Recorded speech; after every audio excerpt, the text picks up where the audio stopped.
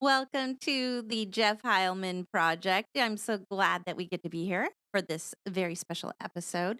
It looks as if you have an idea, Mr. Heilman, on what you would like to cover this evening. I know that we're slotted to talk about finances and personal growth in the area of finances. Clearly, obviously, if we do not believe in ourselves, we will have no finances, nothing to be accountable to because we wouldn't even know who we are. Tonight, I'm wearing, if you're watching on this video, I'm wearing a sweater, and my sweater says one of a kind. And so on the sweater, which says one of the kind, I know we both fervently believe that you are valuable. There is only one of you. You are your very best investment that you could possibly make into yourself through personal growth and listening to podcasts like these ones, reading awesome and amazing books. And so, Mr. Heilman, I would love for you to be able to share with us what is on your mind this evening as we get started. Good evening. Uh, what's on my mind today is finances, and that is a combination of playing offense and defense. From an offense perspective, you need to earn enough to live on half or three quarters of what you make after taxes. And from a defense perspective, so that you can have money to invest, right? I mean, if you have a W 2 job, that's basically like a term life insurance policy. It's going to keep the wolves away long enough for you to build assets, but it's once you stop working at that job, it will no longer pay you versus assets or a whole life policy, which would actually be you would have some equity involved in a whole life policy. So um, that's the offense side of it. We have to look at the short term income needs, which is your job, and your long term income needs, which is your wealth and your assets. And on the defensive side, we need to look at both the budget, which is your expenses, spending, and the balance sheet, which is your net worth, your return on capital, your investments, and how those investments are doing. And we want to make sure and sweat the asset, as one of my clients talks about all the time. Make sure that asset is working very, very hard to continue to grow and provide return on capital. So that's the category for tonight. Now, last week we had a riveting conversation with Kayvon about work Yep. and about like what he was doing and some of your experiences as far as being in startup land is concerned.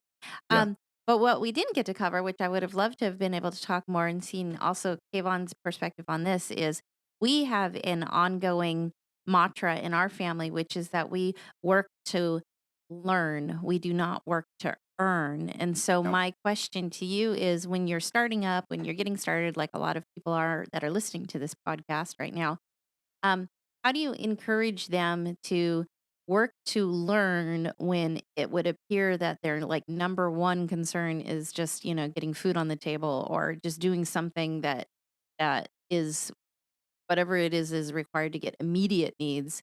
How can we get into that mind shift of being able to learn on the job and not necessarily always go for the surest, safest bet or the most income, but instead being continuously putting ourselves in a posture of learning instead of only ever earning. I think that in the beginning you have to do both. You Yeah. have to work to earn, and you have to work to learn.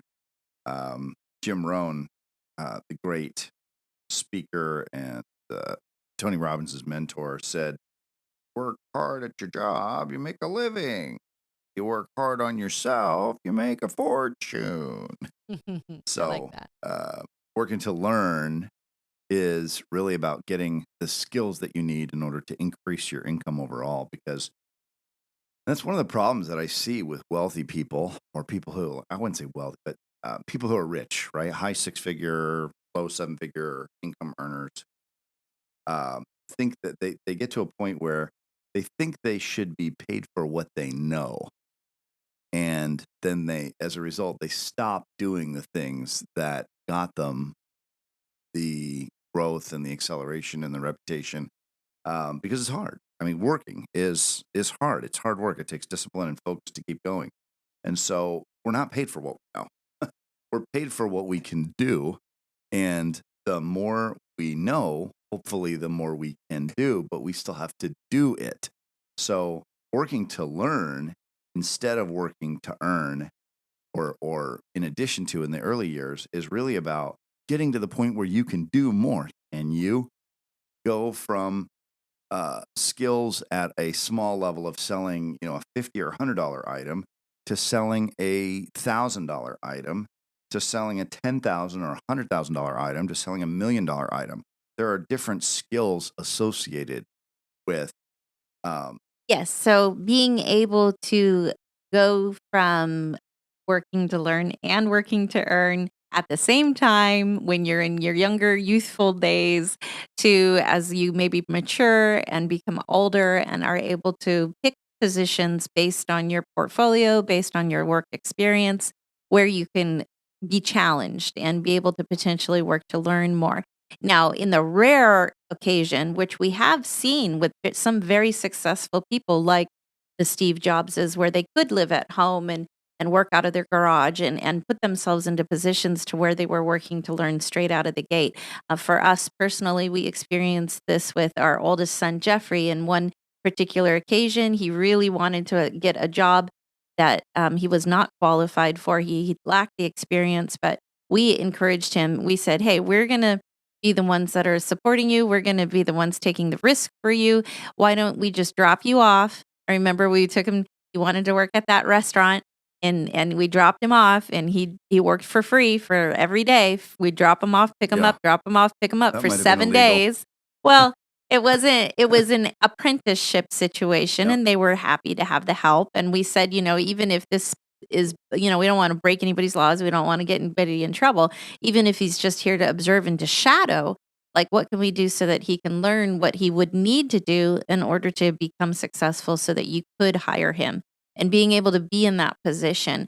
I believe that you were talking about rich people and how rich people, they don't, oftentimes they'll become complacent and not do the things that they did once in order to get where they Yeah. I mean, became I've been successful. certainly guilty of that. I mean, there's been times in my career where I wasn't prospecting, making the cold calls like I should have been making. And um, the truth is that successful people never don't do the basics. Sure. They're always doing what it takes. They're consistently and persistently achieving results because they're doing a whole lot of work where the value in the marketplace is high. So if you look at the top real estate agents, I mean, um, there is a mother and son partnership in one of the towns that's not too far from here. And granted, they have a higher than average. In fact, I think they have the most expensive houses on the planet, probably the most expensive zip code in North America here in Northern California. But you still have to do the work, Mhm. and they spend $2 or $3 million a year in advertising, and they sell $400 million a year of real estate. Which even if you're selling an average sales price of $5 million house, you're still selling, 80 houses. Yeah. I don't know very many real estate agents that sell 8 houses in a year, and they're selling 10 times that at 5 or 10 times the average value. So, but they're consistently doing the networking and the events, and they have all of their marketing and advertising in all of the different venues and social media streams, podcasts, and so on. So, you have to do, if you're going to be successful in something, especially in finances, you have to do the basics. Successful people never don't do the basics. And the basics don't change, but you do have to learn them. So if in the beginning, if you're working to earn at a menial job, let's take worst paying job I ever had, which I think was working a retail job at $4 an hour. But it taught me some skills. It taught me how to deal with a Mhm. cash wrap and how to run a cash register and how to fold clothes quickly and how to clean your space when you're done working with it, how to have eye contact. And it gave me an opportunity to interact. And so even though the job only paid $4 an hour, it did give me some income while I was learning how to do stuff. And I think that we can, that is just perpetual. It never Yeah. stops. The opportunity There's for you to that learn how to do saying, more. in all labor there's profit. That's right. If you work, you will profit in some way or another. There's also saying that you can't prosper above the level of your own self awareness or your own self understanding, which is so maybe we could talk for a little minute on investing in. You were talking about the cost of spending for the realtor and her son and how they have to spend money in order to, the adage, you spend money in order to make money. But a lot of times people don't in the very beginning.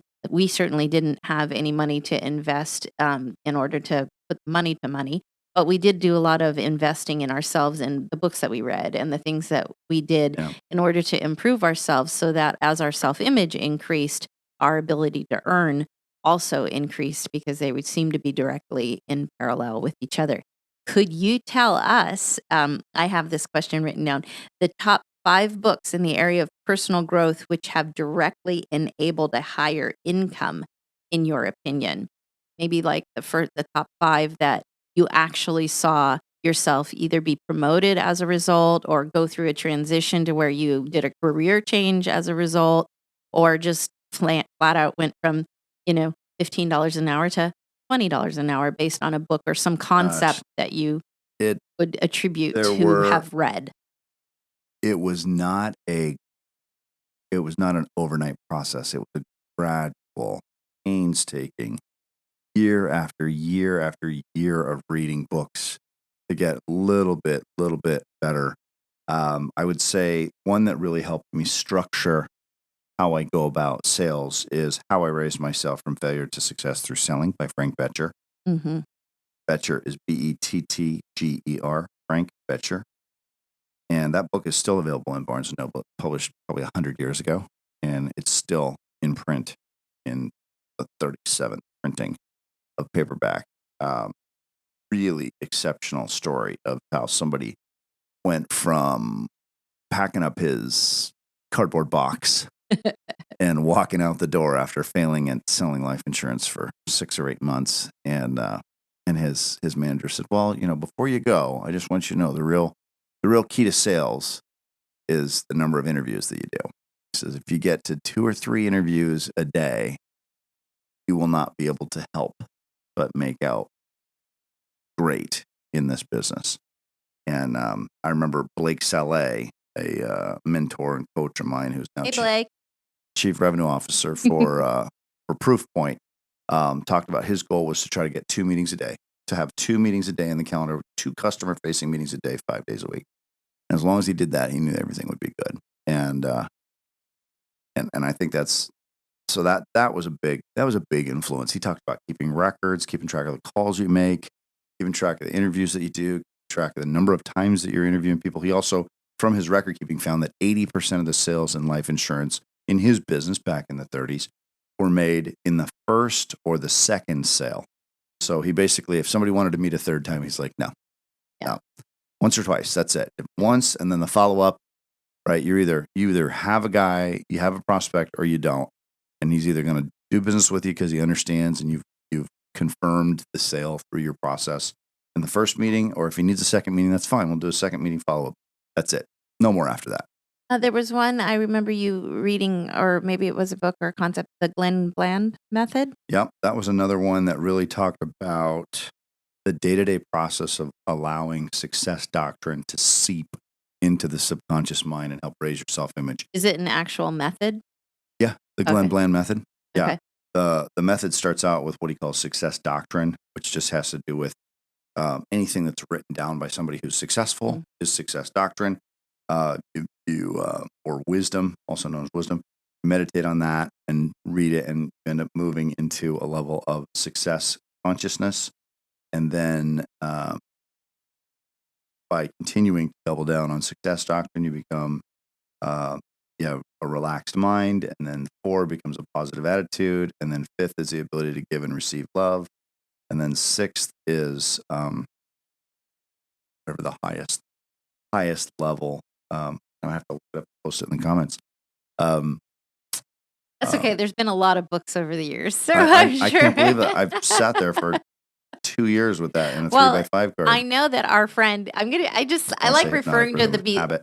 the truth of the matter is every book that we've ever read, every author that we have ever spent time with becomes our friends. I mean, like, that's why I It say, does feel that way, even though they've been uh, dead for 30 years or before we like Malcolm read their book. Gladwell, our friend Malcolm Gladwell, or our friend Matthew McConaughey, I know also highly touts The Greatest Salesman from Og Mandino. Yeah. Mandino as being like the pivotal book that he read Yep. as he was making his way up. And I know that you also really were able to relate to the story and just getting through The Greatest Salesman as one of the books Yeah.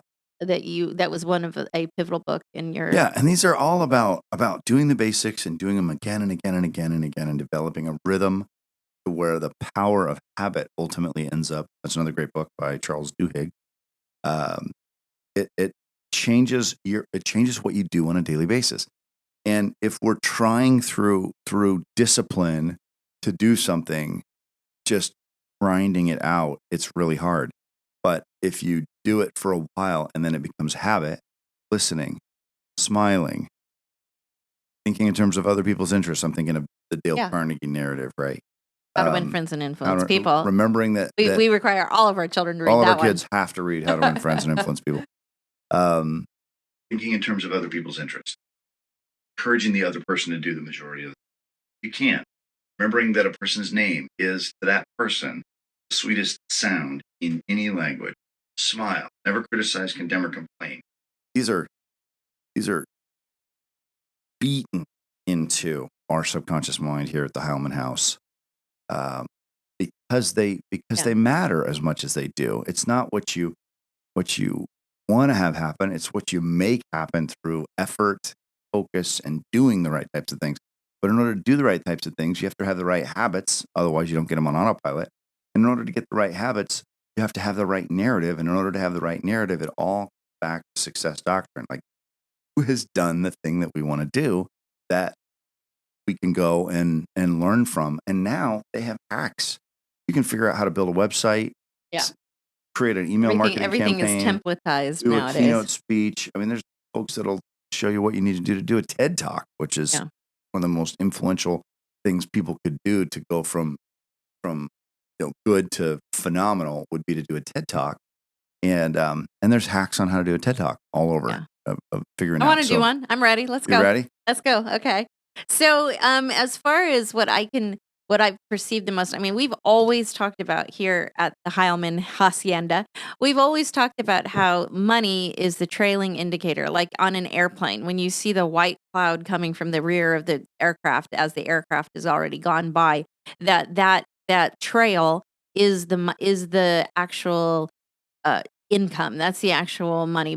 But what we're going and where we're going and where we're forcing our way through the wind in the airplane itself, that the finances is just a trailing indicator based upon our growth, where we're going, where we see ourselves, what we can believe in order to be able to achieve our altitude, all these things. We are just parrots of the books that we read. But in all reality, aren't we all just parrots of whatever content it is that whatever propaganda that we're reading?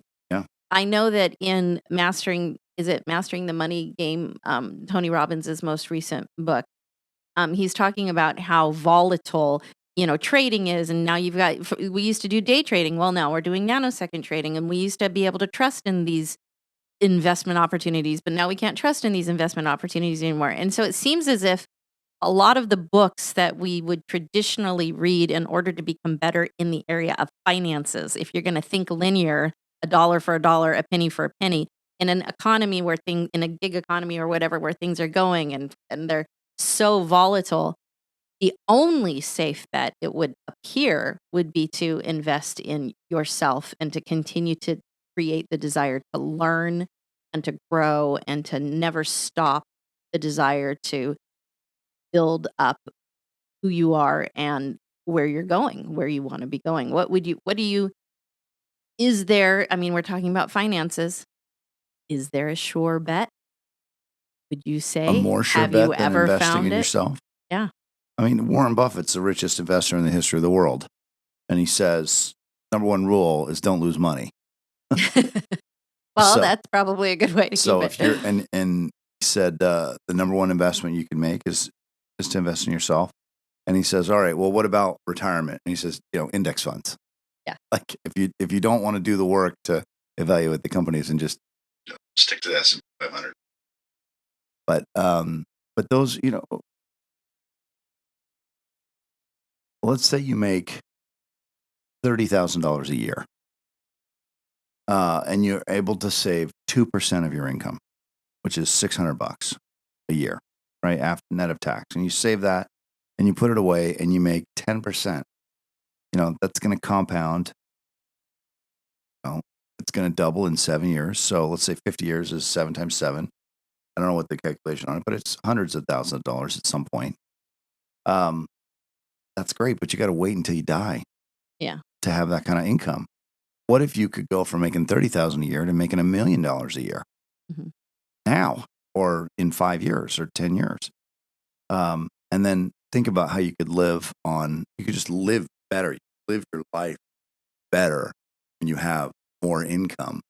And it's not just the income that makes your life better. It is the ability to serve at a higher level, the ability to leverage better paying skills that have more prestige and more, not that life is all about impressing other people, but it feels good to be able to do things that not very many people can do because you take the time to learn the skills that are valued in the marketplace that frees you from having We competition. talk a lot about excellent standards. What standards are you living at? That's right. What are your standards? And I think that anybody who's trying to lose weight, we've talked about health on these episodes in the past, that our standards have to be there's a certain level, there's a certain bar at our standards.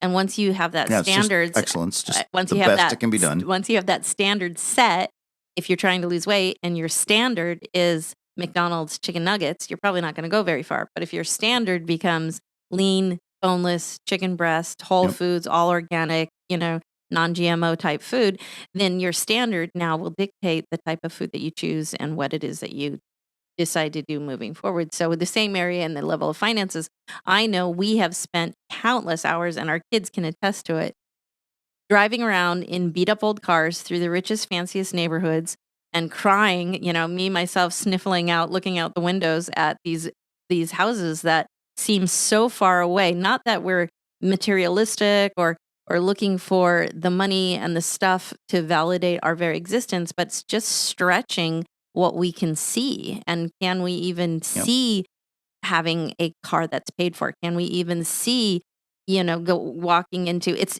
so uncomfortable when you're in your, thrift shop best or your Walmart, clearance jeans walking through the Polo Ralph Lauren store or going to, Bloomingdale's and going through the nicest parts and the nicest stores. It can become very uncomfortable, but you just have to recognize that your self-image is stretching and that you're never going to be able to be in the presence of being able to do more if you cannot see yourself above where you might currently be stuck.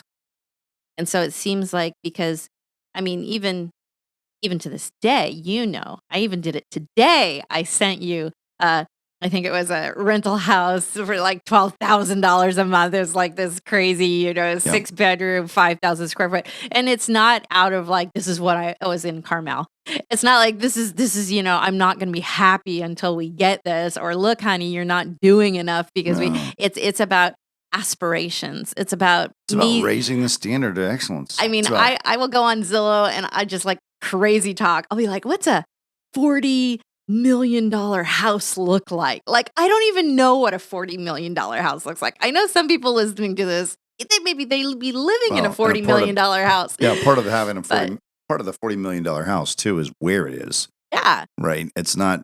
But I'm just thinking like property taxes alone on a 40, like the maintenance Yeah. of being able to maintain. It's one thing to be able to like win the lottery and you get 100 million or whatever, and you spend 40 million on a house. Well, you got to maintain that sucker. That's got swimming pools and movie stars, and that's got the whole bag. You add 20% to what the mortgage would be, right? Yeah. So if it's $40 million, $1 million is, I don't even know now, what, $6,500 a month for $1 million loan.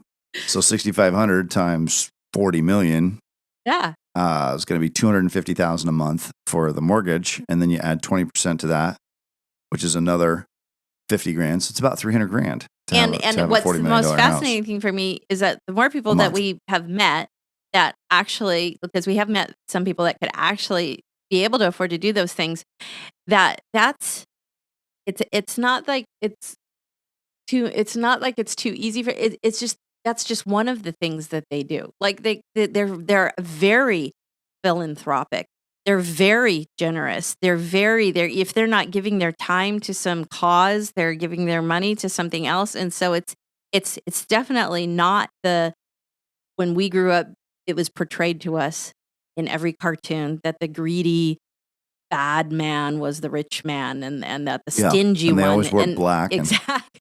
top hats and Yeah. beat people I up. know the longer we've lived and the more people that Yeah, we've been around just by pure stretching ourselves out of where we came from, the more generous, the more loving, the more kind, the more philanthropic I've seen the upper yeah. echelons be. They're always willing to help. I have friends who uh, have taken my call for 15 or 20 years and happy to get together, even though they have hundreds of meetings a week, and they'll still carve out 15, 20 minutes to meet with me.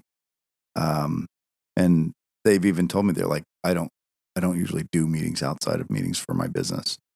But I just want you to know that I appreciate you asking and the fact that you've asked and that you're willing to wait 2 or 3 weeks or whatever it is to get on the calendar. And some people listening to this, and I always try to filter what we're saying, every word, every thought. And we're talking about $40 million houses. And there may be some people that's difficult to relate to. But I want you to know a couple things. One, it's difficult for us to relate to it too. Yeah. $300,000 a month of That's why I'm on the house internet. up. What's that look like? My Yeah, God. we're forcing ourselves to stretch our minds to figure out, okay, today we're living in a house that's probably $2.5–3 million, Yeah, it's just because we which are in the Bay is Area. which So. is in the Bay Area. Again, it's based on where it is. Hmm. But what does 6 million? What does 8 million look like? And Hmm. do we need that to be happy? No, we don't need to be happy. What we need in order to be happy is to know that we are holding ourselves to a standard of excellence that says that if we should be doing our work at a level that that one day we could live in whatever And I size think house we we really have come want. to the point where being uncomfortable is I can speak for myself. Being uncomfortable makes me happy. I love feeling uncomfortable. I want to know that I'm doing everything that I can from every waking hour that I have from the morning that I when I wake up to when I go to bed.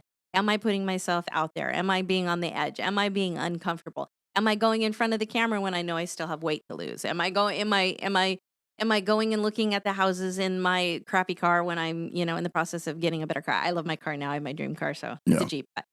But are we doing but it what it wasn't takes? always. It It wasn't wasn't always always a a Jeep. Jeep. No, it was many There was very uncomfortable many, years. like 20 cars that were Yeah. half of them were gifts that people gave us or just loaned us $1,000 or $2,000 so So we then could I have buy. to go extra out of my way now that I'm so comfortable in my car. I have to try to find my ways to become uncomfortable again. Not uncomfortable from the point of negativity or stress, but just stretching and growing and feeling that, hey, we're almost 50. We are both Yep, almost yep, 50. And there's nothing about the next 50 that I want to say, okay, we can go downhill from here. Okay, I'm done. I don't need to grow. yep. I don't need to I'm not stretch. I don't interested need to in be retirement. uncomfortable. It's about, Yeah, watching TV and putting my feet up and being comfortable the rest of my life. no. That's not who we are. That's not what the Jeff Heilman Project is about. Why are we making Andrew stay up at night and record us and telling the rest of our kids to be quiet and don't close the door and don't let the dogs bark? Why are we even here? Why are we even doing this? It's because it's uncomfortable. It's because when was the last time we did something for the first time?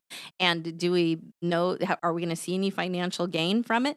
Who knows? But what we are going to do is continually putting ourselves into the position that we are going to be uncomfortable for the sake of learning, growing, and hopefully one Yeah, day but being able to see a return on that investment I because don't in think all that labor is profit. being the way I look at it, um, people don't get out of their comfort zone ever, but their comfort zone changes. Hmm. You can get good at doing something that was hard in the beginning, and then your comfort zone changes, and you change with it. You move with the comfort zone. So, to me, I don't think people really do get uncomfortable. I think they stretch themselves a little bit, but I don't think it's you're not throwing yourself into the Marine Corps every week doing something that's so bizarre, so insane. Some people do, but they're usually doing it, for an hour. They're not doing it, Sure. 100 hours a week. and then they go do 100 hours a week Yeah, different the next I day. would agree with you. I would say that there's like an initial It's discomfort, little, and then as you do it, and the more and more you do it, the more comfortable it becomes. And so I guess all I'm saying is that I would just rather continue to put myself in the position to where I am feeling some discomfort because as you know, all in all labor there's profit, in all labor there's a delivery. In yeah, every pregnant woman goes into labor and will deliver the baby, and then it's about, getting to that full state again and then being able to deliver your product, that's whatever right. that is. So, I'm curious. I know you don't have the manifesto in front of you right this minute of your check boxes, but is there anything in the area, since we have been going through your checklist, is there anything in the area of finances that you could share with us that you do check off? Is it like, make sure that the budget is done or bills are being paid, or is there anything if you were going to start Yeah, somebody out? it's so I'm gonna start with two of Ben Franklin's adages. One of them is industry. It's I don't remember which number it is, but it's one of the 13, and he says industry. And then there's a call to action. There's a prompter, which is industry, and then the call to action, which is be always employed in something useful. Mm, that's Right? good. Always be doing something useful. I love that. So that's part of it. One of the guys that I knew years ago used to ask himself, "What am I going to do in the next 5 minutes to get myself to my goal? What am I going to do in the next 5 minutes? What am I going to do?" And in Mike Williams's book, "Doing to Done," he talks about um, a beat that you go in, you do, and then you win. And it's in, do, and win. And you go into a beat. A beat in his book is 5 minutes or 15 minutes or 45.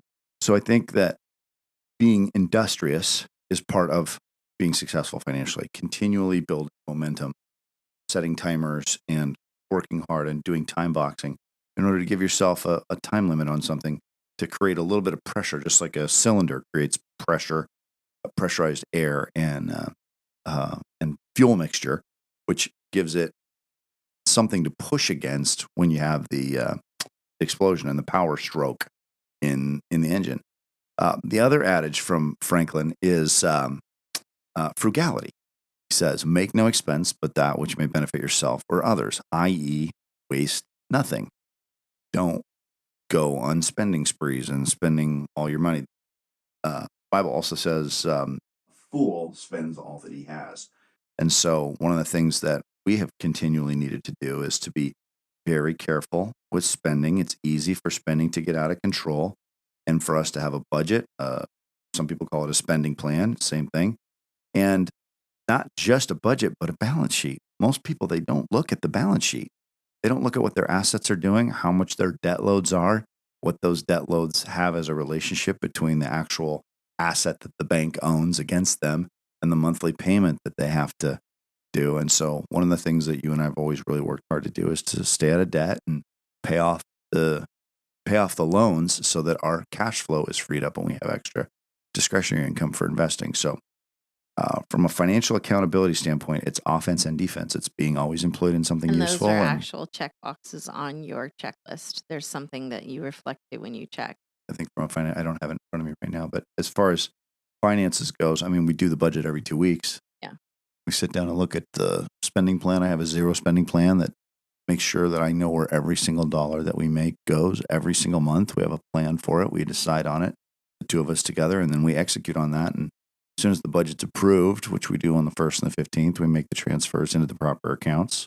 We have a payroll account that handles all of our expenses for vendors, and then you've got your personal account. I've got my personal account, and then we've got a treasury where all the paychecks go. So And communication, I think, yeah, especially in the situation where it's a husband and wife scenario, being able to communicate, being able to be open, being able to talk about wish, wants, needs, and desires, and being able to put together a plan. Because even within our own limited budget, we've always had a budget for some coffee money or a little play money, because it seems like even in life, you have to have margins. In order to be successful, you're gonna have to have some room in which you get to breathe a little and you get to be able to, I mean, we've definitely talked to many people about structuring their finances in a way that, you might need to have uncomfortable conversations with credit card collectors at some points, and being able to communicate if Yeah, or the if you've been IRS or the I mean, Franchise Tax you're Board. looking at some people that have gone through a lot of personal layoffs here, and being able to have constant communications with people and just recognize that if you go silent,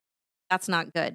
Yeah, But if you communicate and if you're able to have these conversations and be able to get on payment plans, or be able to buy yourself a little more time and be able to look and breathe and really remain calm and steady when you're looking at all of it objectively. Don't ever make a decision whether it's spending money or whether it's even saving money. Don't ever be emotionally compromised at the point of when it comes to either spending time or spending money, because you could get hurt, and you could get hurt yeah, really you wanna quickly. check yourself, make I sure that know you're your not emotionally grandpa was like, compromised, so there's a certain dollar amount. Now back then, it was much lower because now you can spend, $100 on just a pair of shoes, but, like, he would, like, sleep on it, like, "Okay, if there's this big expense." I know yeah, Granddad Bud would say, "If there was this big expense, just wait a minute. You're yeah, really excited about it.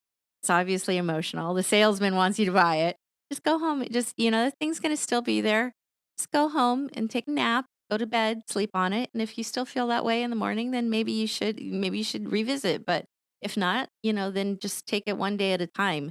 And so that's what we're really trying to encourage with today's episode. That's what we're really trying to encourage within our own family, within our own kids, is that decisions that are made when you're emotionally compromised typically tend to cost you a lot more than what you would have to spend on just whatever it is if you are thinking clearly and thinking calmly. And as in a previous episode, we talked about slow is fast. So slow down your horses. Well, as we're kind of winding down for this episode, I would like to know from you, Jeff, what are some of the what are some of the wins? You've been through so much. We've talked about, we just had your 30th reunion, and they said, okay, who's had the most jobs? And you're like, yeah, well, it'll be 50. But I me. thought that when Nate came up to you and he was like, kind of like, he was kind of joking. He was trying to, remove the, let you off the hook a little bit, talking about how many positions. And you said, I'm sure it's going to be 100 by the time I die. Tell us a bit about about your it's so easy for us all to sit and look at our failures and where did we miss it, but what about some of the wins? Like, let's hear some of your wins. I wanna hear Wins, wins how in the so? area of, like, a promotion that you didn't see coming, or a payout that you didn't see, or even it could be, for me personally, one of our wins as we're winding down was, I can remember we had just put our last, $9 of pennies into the gas tank, Yeah, and we had no money in the bank account. You had just started a job, and you hadn't, gotten your first paycheck yet. You'd already started going, so there was money coming. We had just put all of our pennies into the gas tank, and I yeah, remember thinking, "Well, if we run out of gas, because we were gonna go to church, and if we run out of gas on the way home from church, we'll just walk, because, I mean, we just start walking. I mean, what else are you gonna do?" And so I can remember, for me, one of the biggest, I would say, spiritual wins that we've ever been in the position of is we weren't telling anybody our financial situation. We were completely trusting for our finances, that we had been provided for, that we will be provided for. And I remember that we were driving home on the long driveway from the church, and we saw a man, and he looked like he needed a ride. And we're like, well, if we're all going to go down, we'll at least go down together, right? If the car gas tank dies, we all have to walk. It's going to be you, me, the two kids, and this guy. And I remember feeling so bad because he looked, unkempt, like big beard, like kind of scary looking. And I've got two kids in the back, and I'm like, and I remember thinking, oh my God, I know Jeff is going to offer this guy a ride. He's going to pull over. It was not my idea. And then we pulled over, and you asked him, hey, can we get you a ride? And he's like, yeah. And so I hopped in the back, and we got to his rig, which was like half of a mile down the road. So it was quite a ways. He was a truck driver, and who had just been going to church. And I remember you saying, "Here you go," and you were giving him tapes because he had tape cassette player in his truck. And you, thinking of him, thought, "Well, we have all these tapes, and you're probably gonna be on the road for a while. So here, let me give you some tapes," and you just started giving him personal growth. You just like what we've been talking about tonight, our tapes, our things that we've Yep. been listening to that were Listen to a gonna lot of get us to the tapes. next level. And he was like, "Hey, man, that's great, that's great." He's like, "What can I do for you?" And you said, maybe just like $5 just to like pay for this tape because, we can use some gas to get home." And the guy said, "You know what, man, I can do better than that." And I remember just crying as he pulled out he had $100 bill in his wallet and he gave us that $100 bill. And he's like, "Somebody gave this to me once and asked me to keep it because they knew someday I would be running into somebody who needed it more than me. And so I've had this $100 in my wallet for month or years even. And when I saw you, I knew that I was supposed to give this to you. You stopped and pulled over, and so here's this $100." Now, to me, that was a huge win in the area of finances because you were working. It's not like you were being lazy, sitting on the couch, just waiting for chickens to fall into your mouth. You had been working. We were in between paychecks. The paycheck was coming. We were stepping out on faith. We were trusting that we were going to get home, even if it meant we had to walk home and park the car in a safe neighborhood. We would have done it. But here comes this man, here comes this angelic being, here comes this wonderful person who not only gave us all we needed was like $20 to put in the gas tank because we had food back at home, but he gave us exceedingly abundantly more than what we needed at the time. So that was a win in the area of finances for me because I always say to myself, well, if I have $1 and can turn $1 into 2, that's great. But when I have $0 and I'm gifted through the grace of God, 100, then that's a kind of multiplication that I can't even touch in the natural world. So what what about Yeah, I would say, everybody's got to have their, they have to make those decisions for themselves, how they want to live as far as faith and what their beliefs are. But it's certainly good to be generous. And I would say that being successful financially, one of the benefits of that is that you can take care of other people. And we've taken care of friends and family members, and we won't, but we don't need to talk about amounts, but it's been a joy to be able to take care of people when we can do it. And there's a lot of times when we needed help, and it was nice when people took care of us. So I think that's part of the connected, just being connected to everybody's. We're all connected. Right? We're not trying to get metaphysical here, but we're all human beings. We're all trying to survive and do the best that we know how to do to take care of our families. And so to me, being successful means you have enough to take care of your family and then some. And we haven't always been in that situation, but the times when we have been, it's been great. So Well, thank you for spending your time talking about finances with us and yeah, talking about just personal growth and investment and all of these areas that you've been working on in the Jeff Heilman Project. And we thank you for we talking about it and bringing to recollection some of the tougher times that we've had than not. It's it, it's something that I don't really love talking about.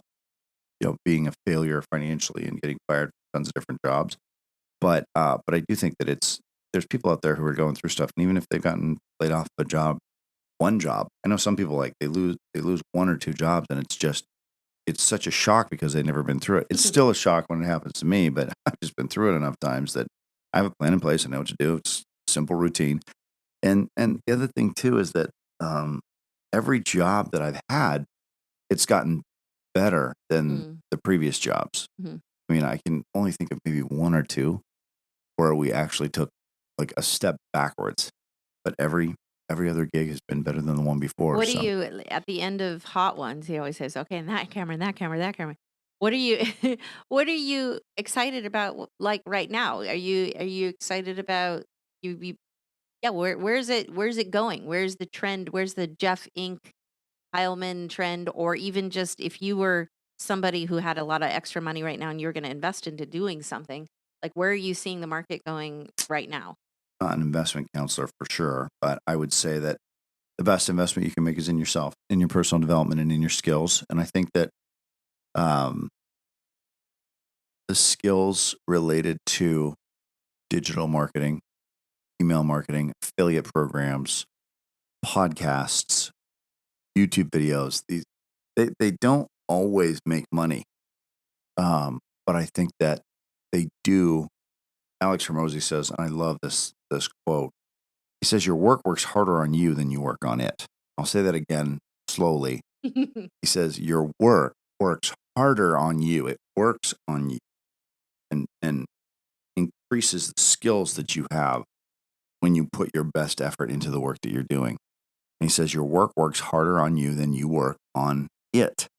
And if we think in terms of ourselves being the asset that we're leveraging or that some other company is leveraging in exchange for our salary, um, if you can work hard and develop skills in these new technologies, um, if you have a kid who's a teenager and they're making $2 million a year because they have an understanding of the skills, that's not magic. It's not timing. It's not because they were early on TikTok.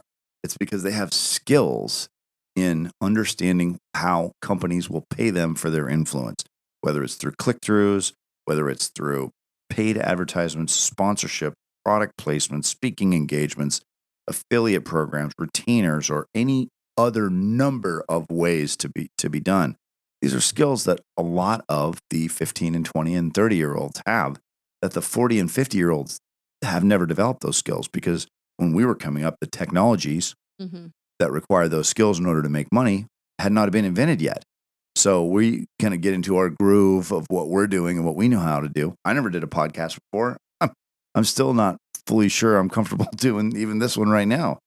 But it is the new way.